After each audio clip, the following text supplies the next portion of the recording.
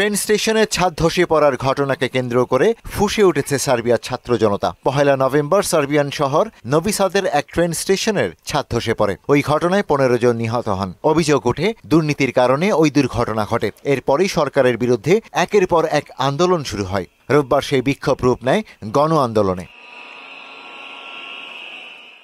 সম্প্রতি 2 বার এক চীনা কোম্পানির মাধ্যমে ওই স্টেশনে সংস্কার কাজ হয়েছে। তবে কাজের নামে সেখানে ব্যাপক দুর্নীতির অভিযোগ ওঠে। এছাড়া কর্তৃপক্ষের বিরুদ্ধে দুর্নীতি, অপর্যাপ্ত নিরাপত্তা ও তদারকির অভিযোগও করেন বিক্ষোভকারীরা।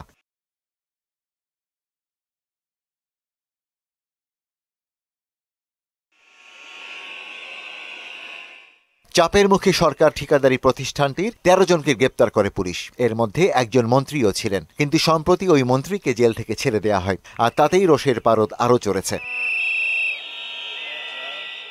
পরিস্থিতি বিবেচনায় আন্দোলনকারীদের সঙ্গে আলোচনায় বসার সিদ্ধান্ত নিয়েছে সরকার। বিক্ষোভকারীদের দাবি, ছাদ ধসের জন্য সরকারকে দায়িত্ব নিতে হবে। গত 7 সপ্তাহ ধরে সার্বিয়ায় যে আন্দোলন চলছে তার নেতৃত্ব দিচ্ছেন ছাত্ররা। ইশতিয়াক হোসেন, মোহনা সংবাদ।